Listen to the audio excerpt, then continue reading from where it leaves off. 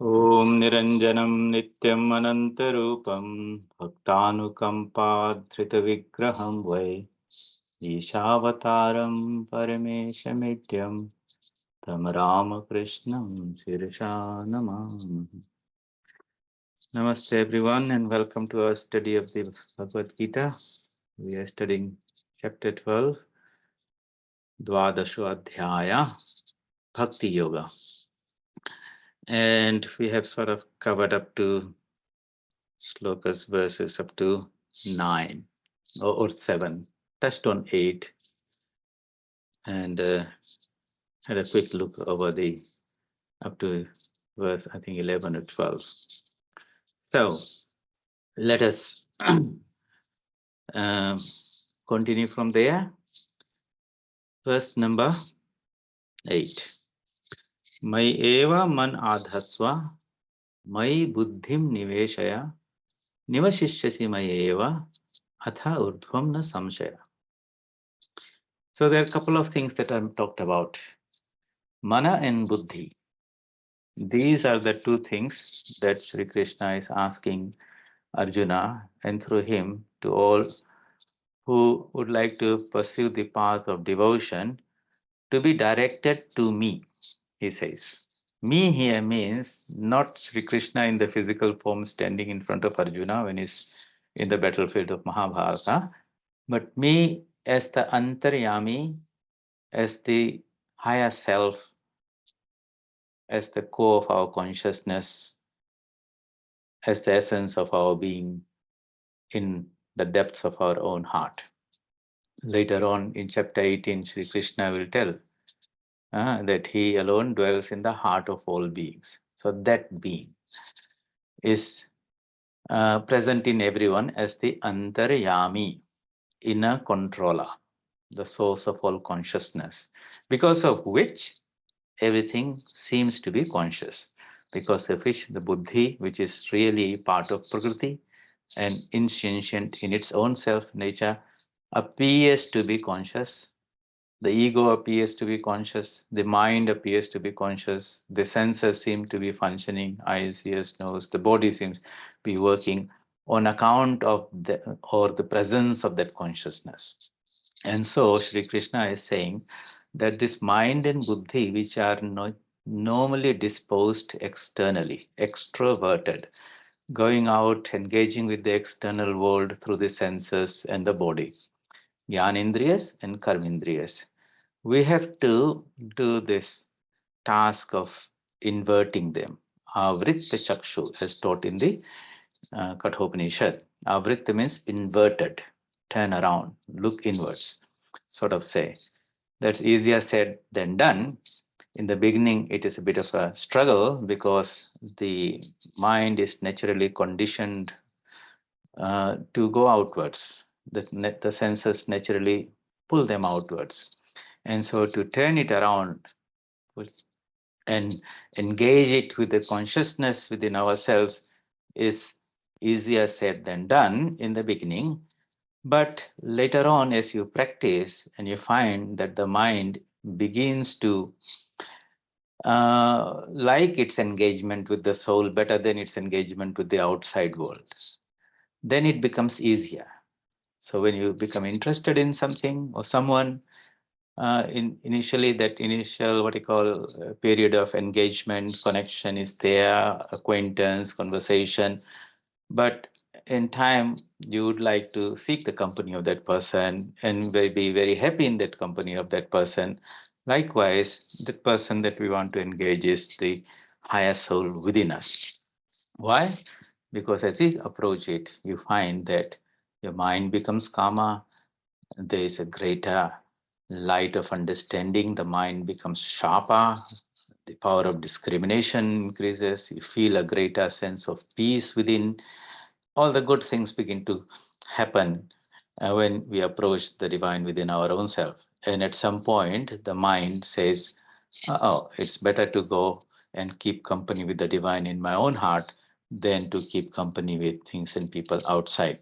So there is to be a transition and this turnaround, the U-turn, so to say, doesn't happen so easily. I give the example of somebody who's driving out into the desert because he or she sees a beautiful oasis, a lake there, and it's a hot day. He wants to go and have a nice swim there. And as he drives in all sincerity, because he really thinks that the lake is there. But as he keeps on driving, he discovers that the lake keeps on receding. And at some point, that experience will give that discrimination. To some, it will come quicker, others, it will come later. But when that comes, then one comes to this understanding and discrimination that there really is no lake there. And with that, maybe the understanding comes, it's a mirage. With that awakening of that understanding that's a mirage, one cannot, with the same zeal and enthusiasm, pursue that quest to seek the lake water out there. And so, having understood the futility of that attempt, that what appeared is not the reality, so these are the processes the mind has to go through in the journey of life, maybe more than one life. These type of realizations have to happen. And mostly they happen not through instruction, but through experience. Even if instructions are given, many people would want to get that experience. Experience is the real teacher.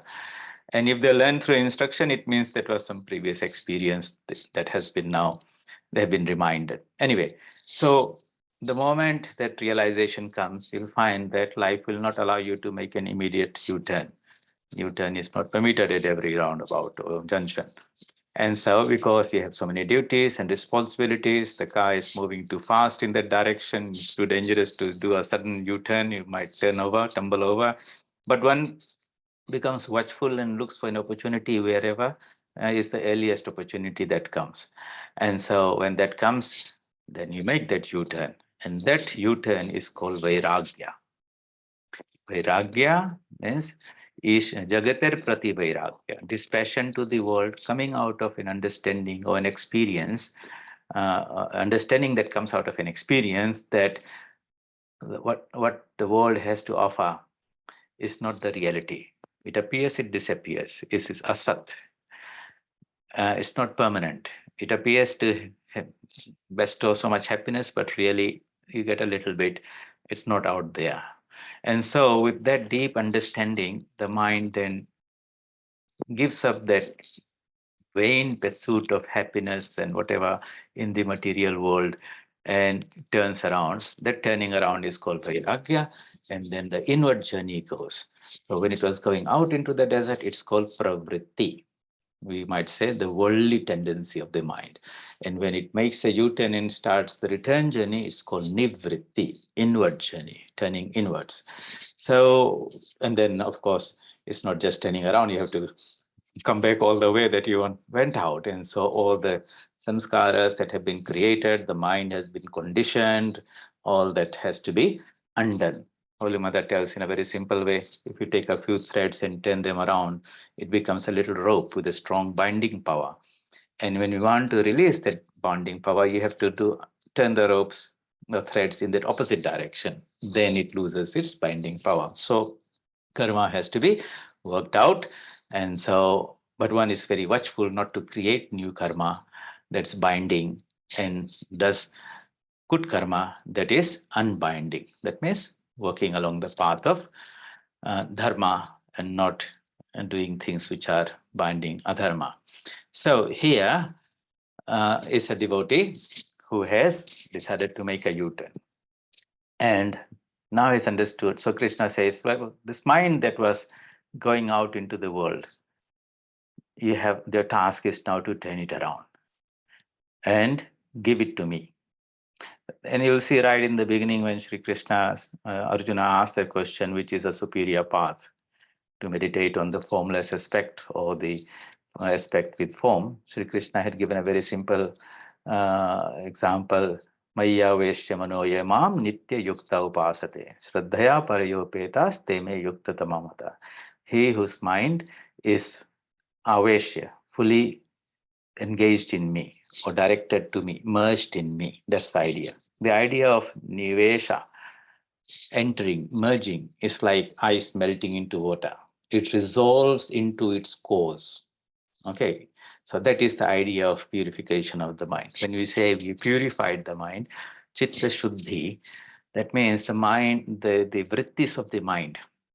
And we said, what is the mind? Mind is like an expanse of water. Water is flowing, but there are little these eddy currents, whirlpools are there, depending on which direction is spinning. If it is when we were studying chapter 13, we looked into that and said if it is spinning for purpose of representation in a anti-clockwise direction, then it is binding, it's taking us to the material world. And when that same mind is directed towards a spiritual source, divine in our own heart or some form of God, then the energy flows from the divine into us, and that also creates a vritti. And that vritti, we say, is in anti-clockwise direction, and that is the unwinding type vrittis. So vrittis will be created every time we engage in the mind. It's a question of what type of vrittis are created and what's the effect of it. So Sri Krishna says, when the mind, my eva means only, alone. So it doesn't say my man adhasva. One pointedness of the mind is the goal for devotee. Why one pointedness of mind? That is called, such a mind is called ekagramana. One agra means one pointed. So in the Patanjali Yoga Sutra, right in the beginning, Bhagavan Ved Vyasa, when writing the commentary, says there are 5 categories of mind, 5 types of mind. People's mind, mental states can be classified. So one is Shipta. Shipta means a very scattered, distracted mind. You'll find it almost impossible to control. Extremely restless people you will see. Then Mudha. Mudha is a very dull mind. Too much tamas is there. Means when there's too much tamas, there's an inertia. You can't change it. It's like stiff, stubborn, a clay that has been sort of baked. You try to put a new idea, it just goes over the head. That suppleness, that flexibleness, that adaptability of the chitta to take a new idea or form a new vritti in there, it resists that. Then comes a mind slightly better, which is called vikshipta, which is a distracted mind. Now that is a good starting point. That means it has got the capacity to have some degree of concentration, but it doesn't have the capacity to totally maintain that concentration. Something else will come and the mind will, that concentration will break. Again, it will fall. So most of the time you'll find that people who are starting meditation, they're starting in that vikshipta mana.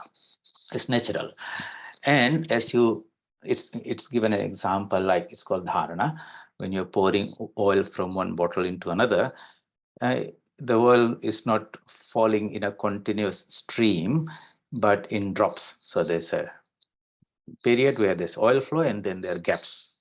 Okay, air, and then what? Air, oil and air, like that. So this is like a intermittent degrees of concentration. Again, there are so many varieties in there. Some people will have short degrees of concentration, long degrees of gap. And as you keep on practice together, then continuously, ideally it should come to a stage where long degrees of periods of concentration and short degrees of gap. Ultimately, when it is flowing in a stream. And when it is flowing in a stream, that means you have put the mind on particular object of concentration and it is there without a break. That is called samadhi. Perfect, or dhyana. Yeah, dhyana is that uninterrupted flow of the mind to that particular object of concentration. And that is the type of mind we want. That is called the ekagramana, one pointed mind. So we start with this vikshiptamana, most of us.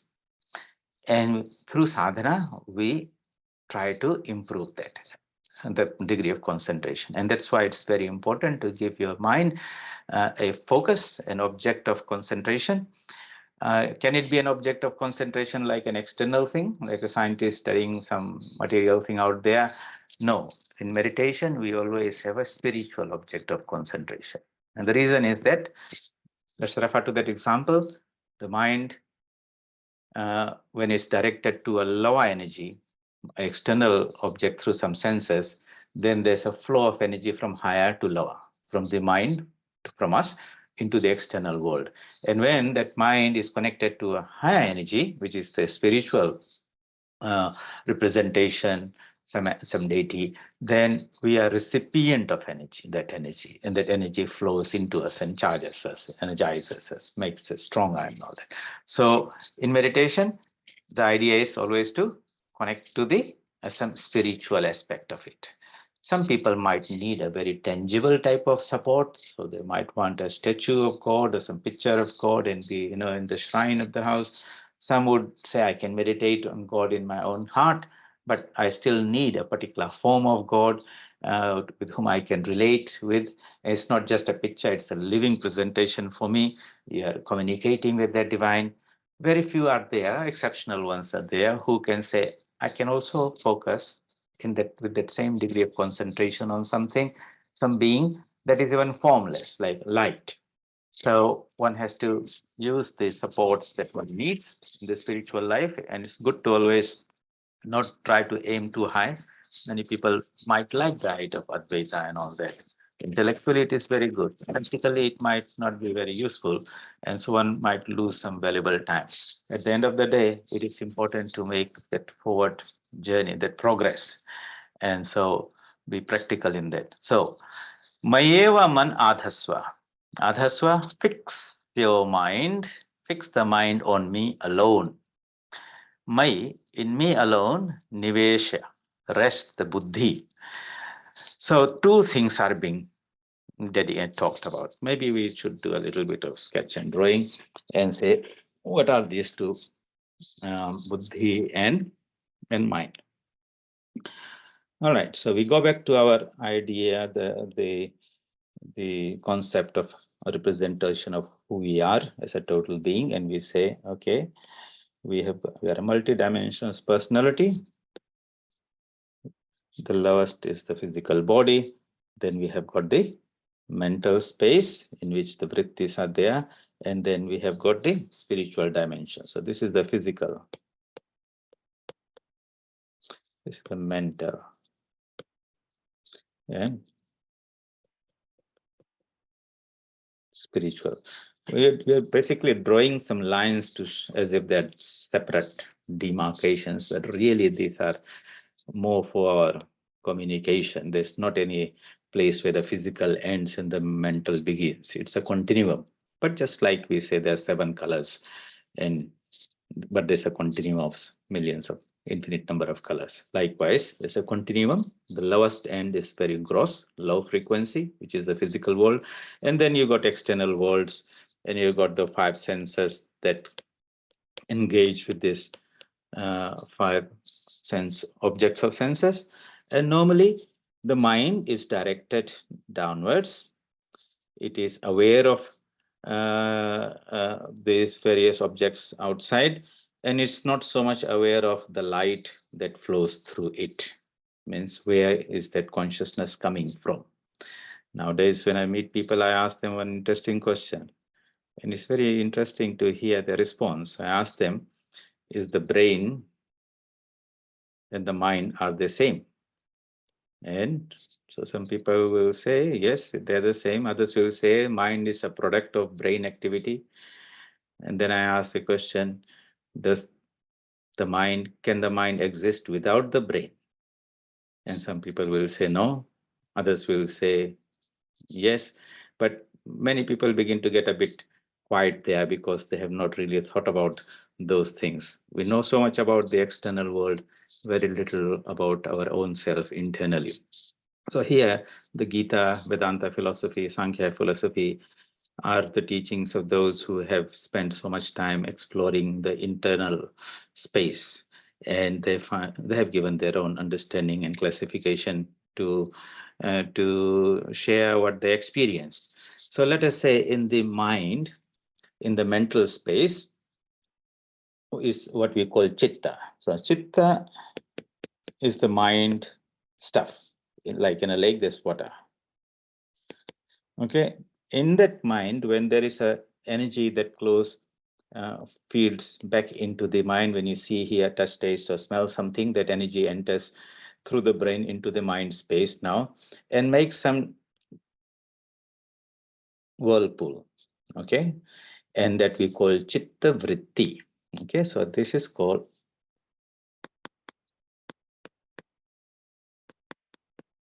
thought wave or thought whirlpool. Wave is not the best word for it, but the whirlpool is a better explanation or representative. Vritti means something that is turning around.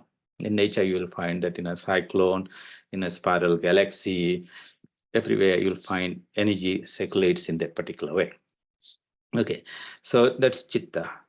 And so this energy that is, so mind here is not really some stuff, but it is a flow of energy. It's a dynamic something. Always it is active. Like in a lake, all these vrittis are there. Water is flowing. It's not a stagnant pool. If it's perfectly still without any flow, that is the perfect state without any vritti. Chitta vritti nirodha. Nirodha means cessation of all vrittis. That is what is the goal of yoga. But since the external world keeps on coming and bombarding us, then the mind keeps on going out, constantly new vrittis are being formed. Okay, and those samskaras, that means the residual impressions of all the previous vrittis, they're all lying in the subconscious mind. So I'm representing them by as a dotted thing. And they now and then pop up to the conscious mind, and that's where one is daydreaming, thinking, imagining, visualizing without any sensory input, but that impression is now surfacing from the subconscious mind to the conscious mind. So, what is Sri Krishna saying? Mayeva manadhasva. Who is this May? How do you represent that? That being, let us say, is that pure consciousness at who is beyond the body, no body, no limitation, infinite, blissful, full of absolute peace. These are words we are using because, and words are in the mind, in the mental level, but the mind really can't go up there. So it's like an approximate definition. Best we can say akhanda satchit ananda, infinite existence, knowledge, bliss. That is as much as the human mind can express. But the scriptures will always come and say avang manocha gocharam. That reality is beyond mind and beyond speech. So when we're talking about it, always say this is like some hint we are getting. Like if somebody has visited a country, he comes and writes, shows some photos and gives some description. That is not the country. And one cannot keep on studying and say afterwards I'll have the same full experience. But that gives you some um, impression, some suggestion, some hint. The whole of Vedas and Upanishads, all the scriptures belong to that same category. That means one cannot have realization by simply studying them. They are just a guide. What is necessary is sadhana, and this in sadhana means what? Now, this outgoing pravritti mind, okay, so that was the pravritti, thinking that there's a beautiful oasis there. This life is full of happiness and all good things are there. That type of illusion is there. So now we have some enlightenment, and the mind turns around, and that is the nivritti, inwards. So this U-turn, turning around, requires a tremendous amount of willpower and a very sharp power of discrimination, means constant alertness. If that alertness is not there, then the conditioned mind will just automatically habitually flow. You'll get up and you'll do the thing because you have been doing that for so long. To arrest that mind and turn around requires a tremendous amount of willpower backed up by that discrimination. So discrimination is that power of the by which we are able to remind ourselves, say what is real and what is unreal. Real here means that which is permanent, unreal, that which is an appearance. It comes, stays, and goes. And so, if that buddhi is lacking, then we are extroverted and the mind goes away. So, the first step in a spiritual life, as you practice your japa and meditation, even if you are doing the repetition of the Gayatri mantra mechanically, it doesn't matter. But that energy that is created when you are engaging with the the owner of that mantra, the deity that's represented by that mantra, starts a purifying process. It awakens this power which is called buddhi. We can use this terminology as what you call, it's called intellect, but we can use something called spiritual intelligence. Okay, so from the word intellect comes intelligence, but its source of power is the spiritual Atman that is within us. So what is Sri Krishna saying? So buddhi is here. Buddhi is that power. Uh, it can be described like that which illumines the content of the mind. So in the mind space are your thoughts and ideas, but now you are not saying I'm thinking, but you say, when you say I'm thinking, then you have identified yourself with the thought. But I say, in my mind, there are so many thoughts that are there.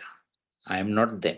They come, they stay for a while, they disappear. Let me just be a spectator of them, but not jump onto them and say, this is me. Don't say, I'm happy, I'm unhappy. Say, there is a vritti that has come, that has now obstructed my inner bliss, and therefore I suddenly do not feel so joyful, so to say. But I am the blissful Atman. Something has covered, some dust has covered, type of thing. And some another emotion comes, or another vritti comes and wipes that out, and suddenly more light begins to shine out. And then you say, I'm happy, I feel, I know things better. So you become the observer of the mind. And this is the buddhi. Buddhi is also called the reflective capacity of the mind. Okay, so it allows you to reflect on some things. It's just like light comes and now it sort of falls and bounces back. So when the buddhi is a bit developed, it's become a bit sattvic, and that's why in the Bhagavad Gita, in the last 6 chapters, Sri Krishna puts a lot of emphasis on trying to talk about how we are all constituted individually using sattva, rajas, and tamas, so that it's like a spiritual profiling of ourselves. And say, just like for physically, we want to do, you go to a doctor and he asks us to do all these blood tests and everything, so we get a understanding of how we are constituted and how the processes within us are going well. And so when we want to analyze ourselves mentally and spiritually, then we use those teachings there to get a understanding of how we are constituted. It's important to do that, just like the doctor will do the test before prescribing any medicine. Likewise, internal spiritual profiling or analysis is necessary by one's own self. Not somebody will not be able to do that for you unless there's an enlightened teacher who can look into your mind and say, like Sri Ramakrishna would say, when people would come, he said, I can see their minds like things kept in a glass showcase. So, but for others, well, we have some idea about our own minds and analyze that. So when that mind becomes pure through sadhana, and a lot of time goes in that. So you'll see when you start the spiritual journey, you immediately don't start having some wonderful spiritual experiences and all that. A lot of time goes in what is called chitta shuddhi, purification of the mind. Hours and hours of japa and meditation goes to cleanse what has been accumulating for so long. So when that mirror has become to some degree uh, clean, then that light that was going through, okay, it was going through and flowing through the Buddhist stage or spiritual intelligence into the mind space, illuminating and activating those thoughts and ideas and desires and vasanas, and then flowing further down through the senses and body into the external world. That was the general direction of flow. But what happens as the mind becomes purer, a part of that light begins to reflect. Some goes through, some bounces back.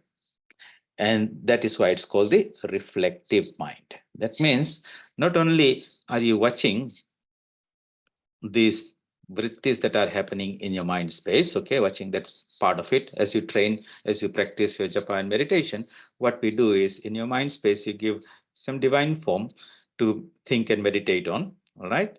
So, so you're focusing your mind on one particular object of meditation, and as you master that, the mind becomes purer. You'll find some of that inner light begins to bounce back, so to say, and that gives you an idea about bouncing back to the source. So okay, so you'll begin to get a glimpse of I am a consciousness, I am something other than the body, mind, and buddhi. That type of awareness begins to come. So it's a process of purifying the mind with the help of the mantras and meditation.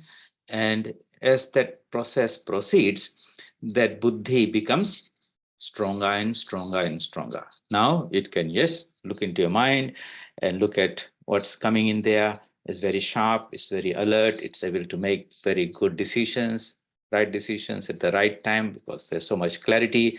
It's always alert about the true nature of the external world, which is Jagat, and it reminds you whatever, no matter how interesting and important it looks, at the end of the day, it is something that is transient. It will be there for a while, it will go away. Don't invest all your time and energy into that. There is something far much more wonderful within me. There is something that's the Atman, which is eternal, which is immortal, which is my higher self. Let me direct this mental energy towards that higher self. And that's the incentive. Initially, we have to sort of talk yourself through it by the help of the scriptures, satsang, and all those things. But at some point, you begin to get a little bit of glimpse of that, and you begin to feel that inner peace and that inner joy and all that. And so when Sri Krishna says, Mayeva man adhasva, that means the mind that was going that way, now you are trying to turn it in. Mai buddhim niveshaya. Okay, and the buddhi part that was directing outwards, I'm trying to direct it then inwards. So that way, probably, let me use this color. Okay, so Mayeva manadhasva, Mai buddhim niveshaya. Hope that this explains a little bit with the drawings in there. Mayeva manadhasva, Mai buddhim nivesha. So these two are actually the disciplines to be practiced. You'll find there'll be some emotion, information part of things, facts, and there'll be some sadhana part of things to do. And one has to sort of separate the two and say, okay, and take note of that. So what happens? Fix your mind on me alone. In me, let your intellect rest. So I hope that is clear.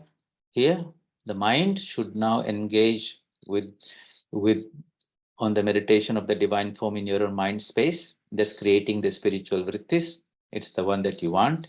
And the buddhi that was sort of observing the mind and going out into the world making decisions, now it has become a bit of a reflective in its essence, and it's beginning to get a sense of that inner light of consciousness. In other words, you're sitting down and watching a movie, and on the screen you will see various images. But before the movie started, what did you see? There was a screen, and then suddenly the whole screen lit up, and everyone shut up and stopped talking and all that. And then the countdown started, 9, 8, whatever is there, like we saw in the old movie theaters. And then, so how did it happen? There's a projector that has got a very powerful high bulb. It gives a lot of light. That light shines through what is called a reel of films. Okay, and actually there's no movement in the movie. Is there? So if you hold a reel, you can see so many separate static pictures. But because the light keeps on flashing 16 times a second or something like that, and every time a new image comes, and it creates the illusion there's motion. That's why it's called motion pictures. Really, it's all static picture, but appears to be motion. So that light shines through. But what we are seeing on the screen, we are not paying attention to the light anymore. We are paying attention to the shadows that is there. And so that is how we are also engaging in the world. We are not aware of the light of consciousness at the back of source of our being, but we are aware of the shadows of objects that are being created in this big screen of this world. And we are not aware of that, the light itself. Here, Sri Krishna is telling, turn your mind around and look back into the projector. The light, that is the most important thing. Without the light, you can have the screen and the movie reel, you will not see anything. So you say, who is the one who is seeing this? Who is the subject? Who is the Nawa? And how do I know that? And that's how in the Upanishads the questions start. Kasminnu bhagavo vijnate sarvamidam vijnate. Vijnataram arekena vijaniyat. How do I know the Nava? Okay, I can know so many known things. The world will keep on providing you with all the wonderful technology and there's no end to things. But who's the Nava? How do I know the Nava? That is the starting point of spiritual quest, as pointed out in the Upanishads. And these Vedic rishis dedicated their whole life to that.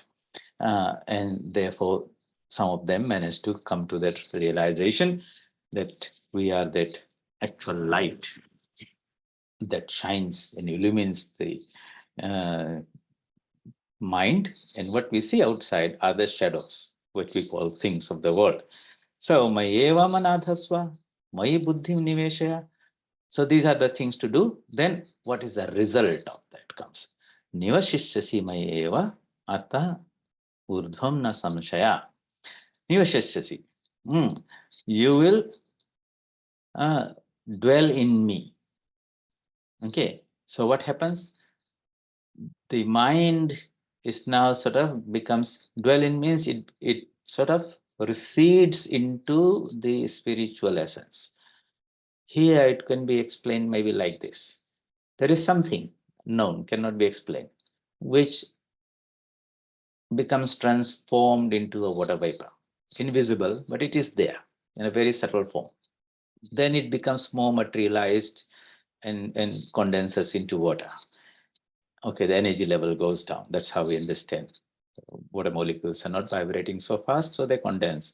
And then it can even go further down, and that is what we call a piece of ice.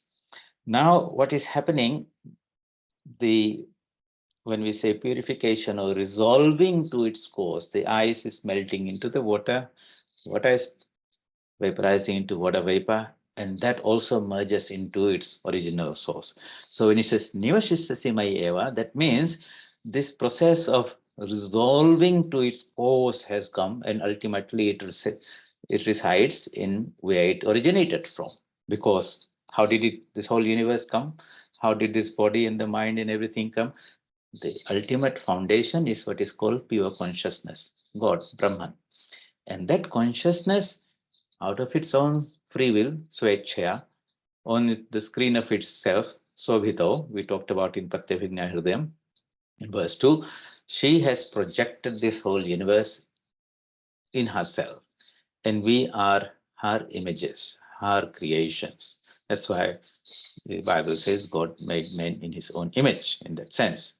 So when one constantly goes through this discipline of fixing the mind through meditation and japa and turning the intellect inwards so it has a sense of awareness of the light that shines through, it not only illumines the things of the world, but it's also self-reflective. There's a light behind me, just like you're sitting in the movie, totally engrossed in this, like most people are there, would be totally engrossed with what's happening on the screen.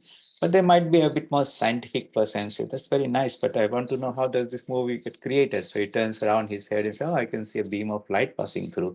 Then he might get a bit more interested in the beam of light and not on the movie that is going on.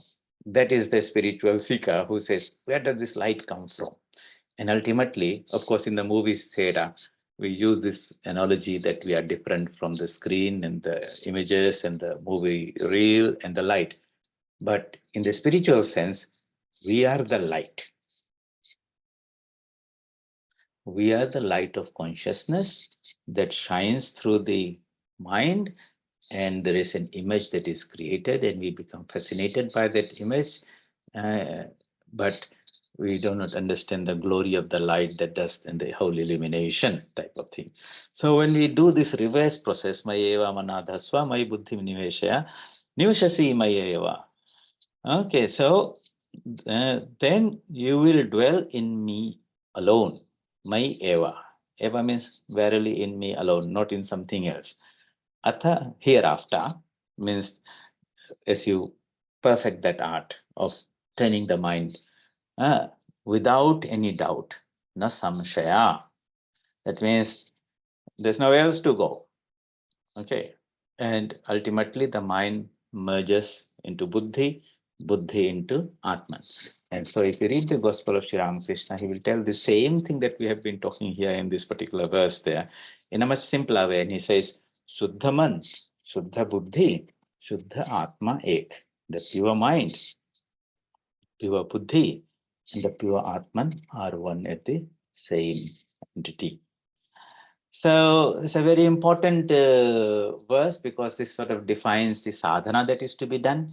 It's good to have a good, clear understanding of it because then you'll understand the logistics or not, what do you call the mechanics, the flow, what's happening in the mind space.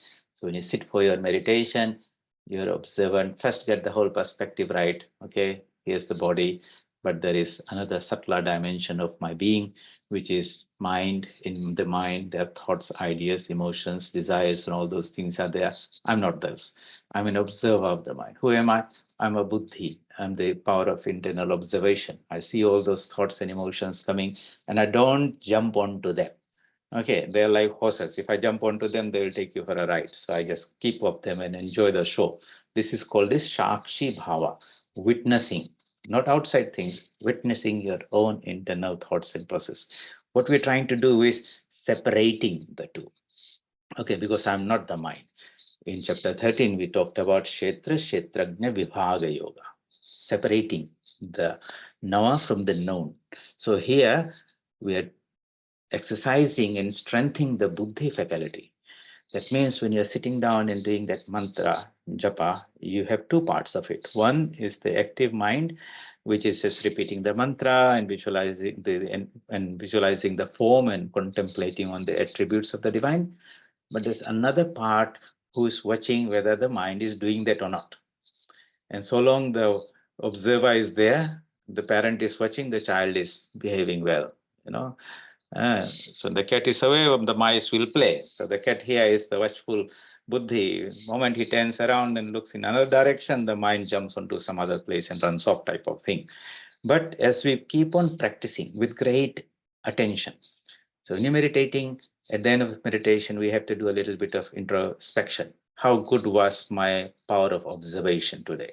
Was I really sitting tight and holding onto the steering wheel so tightly that my mind remained fixed on my chosen ideal and the mantra? And you can say, "Oh, today was good. Another day it might be not so good. Some things came here and there." So we keep on analyzing and try to, before even starting the meditation, you make the sankalpa. Okay, this is an exercise. I'm going to sit down for 20 minutes. In this period, I'll try to focus my mind on my chosen ideal, on the mantra. Everything can wait, uh, and I'll attend to them later on. And then at the end, I will do an analysis and give myself how good was that. In that way, that introspection reflection would be there, and you'll try to improve yourself uh, as you practice this meditation in that way. And so, as you keep on practicing with great enthusiasm and sincerity, of course, the deity or the being that we are contemplating is not simply some inert stone or something. It also is a living being, more alive than us. And it is feeding that energy to us. And it'll be, at some point, you'll find it becomes easier. That means it begins to, that energy that flows into us from that spiritual source begins to lift us up. And as it happens, the difference between the top level, which is Atman, the source, and the mind, that becomes less and less and less. And that's what Sri Krishna teaches in the Bhagavad Gita, Uddharet Atmana Atmanam, Na Atmanam Avasadayet, Atmanneva Atmana Bandhu, Atmanneva Ripur Atmana. You raise your mind upwards. And if you can do that, you are your friend. But if your mind keeps on going down, then it becomes your own enemy. So that is how mental well-being is to be taught, or solution is there. Can disempower ourselves and the mind becomes devoid of that energy. Little bit of a micro amperes of current flows from the source because the buddhi is so weak and uncontrolled, or my buddhi has been strengthened, the mind has been strengthened, and now tremendous amount of current can flow, but I can turn that around and as a spiritual seeker, try to find the source of that. And so what happens? Nivashasimayeva atha urdhvam na samshaya. Do not have any doubt. Samshaya, doubt should not come. The mind has got this defect. Sometimes it has got a strong conviction, and then some other conflicting idea might come, and then it unsettles that conviction, and then you do something else, and not able to hold that intensity on one thing. And so that capacity to hold on one target goal is what we call willpower.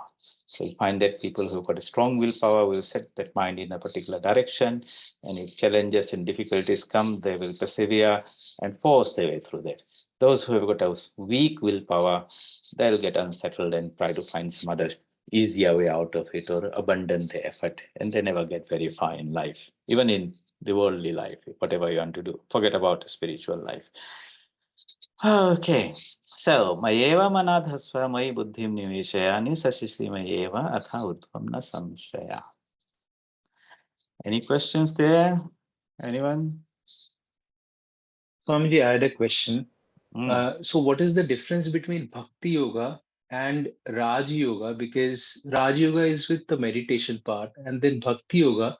Within the meditation, we are also doing the bhakti, isn't it, with our chosen idol, and we Yes, yes, express our yes. gratitude. So, is it different, or are they same? No, they are not watertight compartments, Ultimately, you're dealing with the same beings. It's just from a point of practice, it is sort of told. Okay, so when the buddhi is very, very intense and you're just focused on the discrimination part of it, the intellectual part of it, that is your strong activity there, then it's called Jnana Yoga. When that same mind is now totally engrossed in some divine form, okay, and does not really understand, it doesn't seek to understand, okay, but it seeks to feel and resonate with that energy, okay, just like a child loves the mother and vice versa. There's no explanation in there or description or anything. It's just a pure feeling, so it's like that a devotee's heart, it's part of the heart, okay. So the mind is you can visualize, is a form of energy, and every form of energy has got a particular frequency, beats at that particular frequency. The chosen ideal is also Ishta Devata, is represented as a spiritual energy. Okay, that being that is there, it has got its own frequency. And so, what is the mind of the devotee and the Ishta Devata are two frequencies, and what the devotee is trying to do with the help of the repetition of the mantra is to beat and beat until they come to the same level and they resonate with it. Okay, so that is the path of bhakti. Of course, there's a degree of concentration of mind there. So is he meditating? Of course, but it is not a forceful way of connecting. Like you're trying to focus your mind on some object and it's running away, bring it back like that.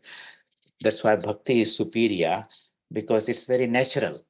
Whatever you love very deeply, you don't have to go and tell, I have to concentrate on that. Mind naturally goes there and likes it also there and doesn't want to get out of that also type of thing. So that's also a type of meditation, or meditation, or the object of meditation is embedded in bhakti also.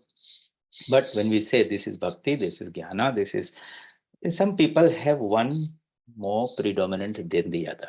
Is that like somebody is a devotee, a bhakta? It's not that he doesn't have any intelligence, or he doesn't have any concentration, or he doesn't do any karma. That's why Swami Vivekananda says the best way is this synthesis of the yogas, harmonizing all of them as represented in the logo of the Ramakrishna mission. The rising sun is the Jnana Yoga. The water in incessant activity is karma.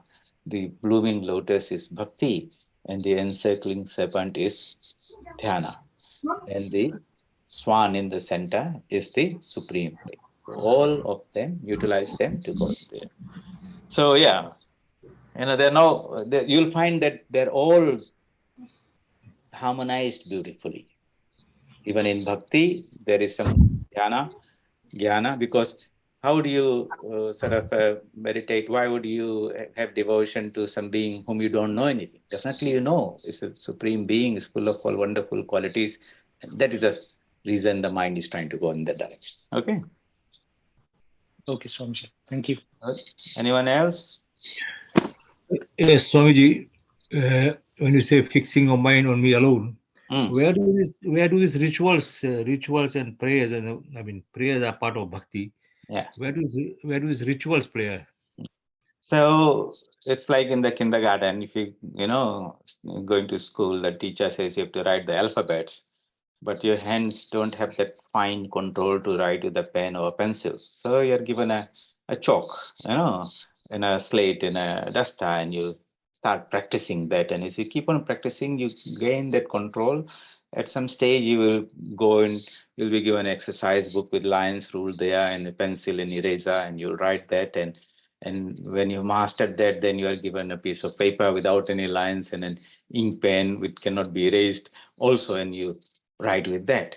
So in the spiritual journey, you can say that according to the level of one's spiritual progress, primary school, secondary school, whatever is there, these various supports, and just like duster and chalk, or pencil with eraser and lined paper, or the next one. These are various supports that are given to the spiritual student to use, to perfect, and to outgrow them, type of thing.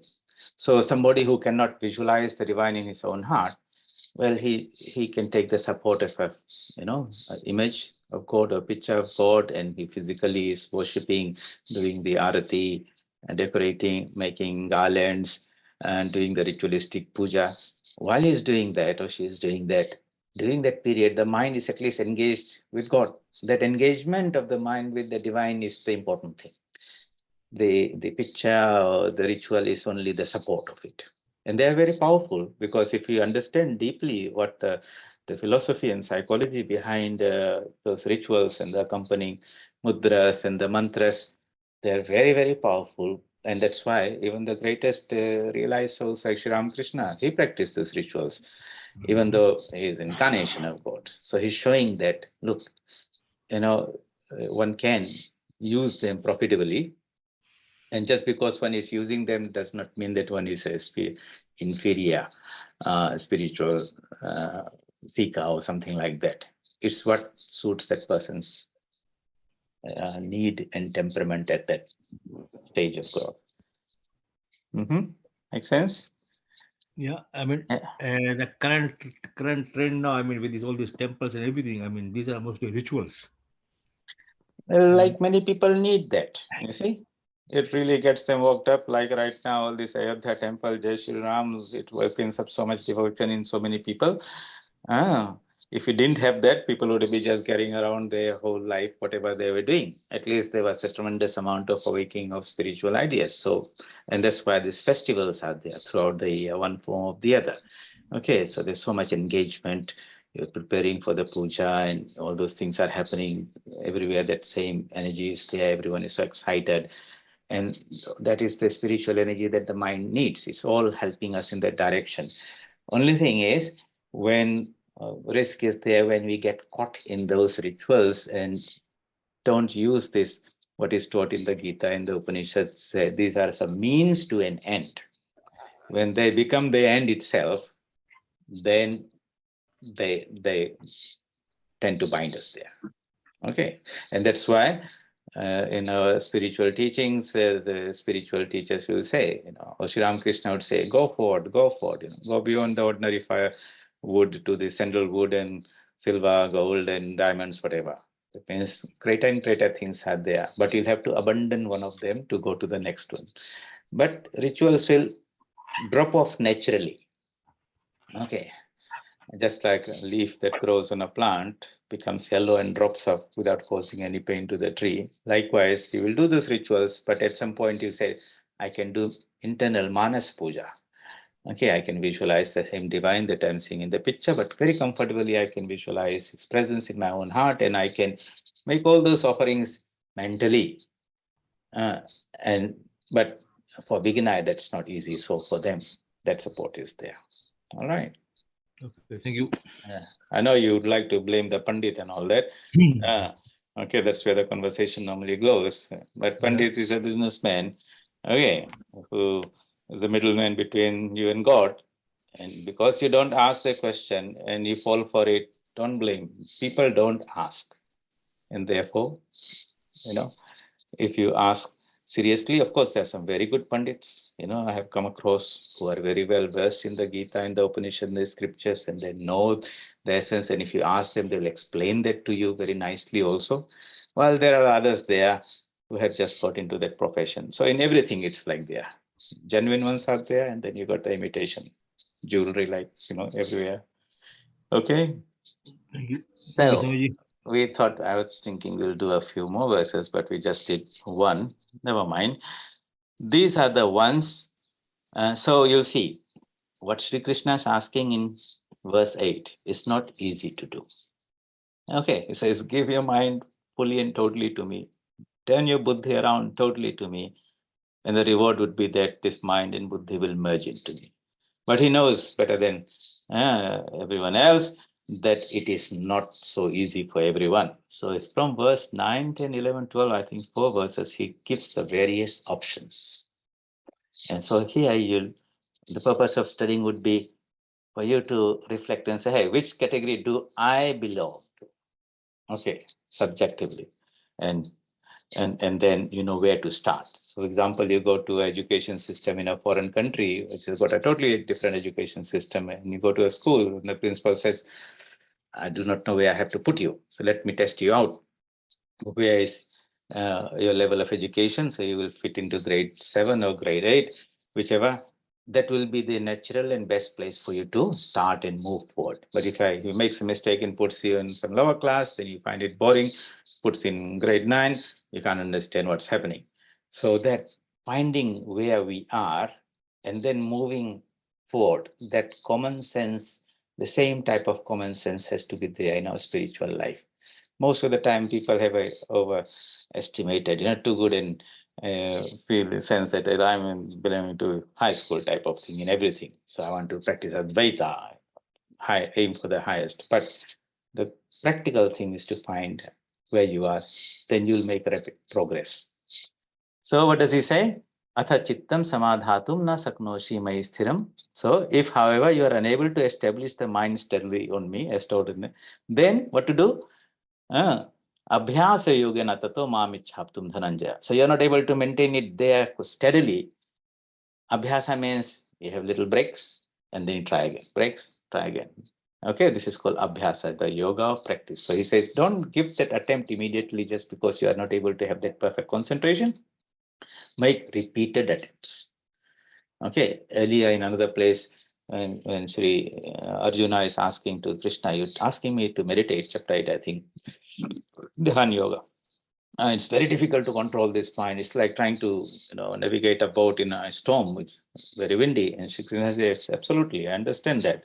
But it can be done. What's that? What's the process?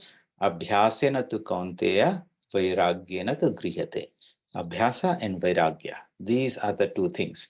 Abhyasa means repeated practice, but along with that, the discrimination is there. When the mind leaves focusing and concentrating on the divine personality and goes out to something at work or some people or person or whatever is there, along with that, you shine that light of a discrimination and talk to your mind. Why did you come here? What's so interesting? Is it more interesting than what we're doing in meditation?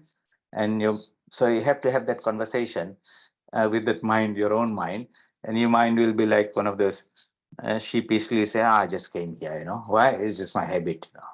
Okay, then you say, okay, fine, you've understood. There's nothing so important there, or it's not so beautiful there. Come back to this. And that type of internal conversation is what the buddhi is having. The buddhi is talking to the mind and saying, look, my friend, I'm shining the light on that. That's not attractive. That's not beautiful. Whatever is there, now give that up and come here to the actual main one way, which is the source of all this, what you're looking for. And at some stage, as you practice that, the mind says, I see, this is better than that. And the moment it can make that discrimination, this is better than that, then it automatically will go for this. This is one characteristic of the mind. It always wants the best. If it's in the illusion that outside thing is beautiful or that's good, it will go for that. But if the discrimination is strong and good, and we can educate that mind that outside is not as good as inside, the outside is only a reflection, then the mind says, okay, I want this, this is best. Then I give something to two things to somebody, immediately they start discriminating, which is better. Okay, and the moment whatever I choose is better, I say, I want that. So this is the same child mind in the plays around in the spiritual type also. And we have to somehow convince him nicely, talk to it and say, focus on the spiritual. And at some point, it should also have that experience and say, I get it now. That after that, it will become easier and says, oh, I've got something better.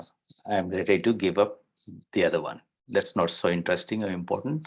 And that's the initial struggle. Now and then the old samskaras will come and take them away. Okay, that will happen. Again, you have to bring out. So you have to be very, very guarded in that early stages and not be around too many temptations and all those type of things because the mind is conditioned and one slip, it goes out. So that's why in all spiritual path in the early stages, you have all these disciplines where you avoid things, situations that can drag your mind out. Okay, so please, I would suggest for next class, you go through these. That these are not very difficult shlokas to understand. Just basically, they're trying to explain different stages. If you can't do this, then you do this. If you can't do that, then you go next one. And he gives 3 or 4 options there. The divine understands that we are not all of the same mind and not all have the same mental strength. So he gives various options and we have to find which one will suit us and move from there on. All right. Any question? Nope. All right. So let's end here.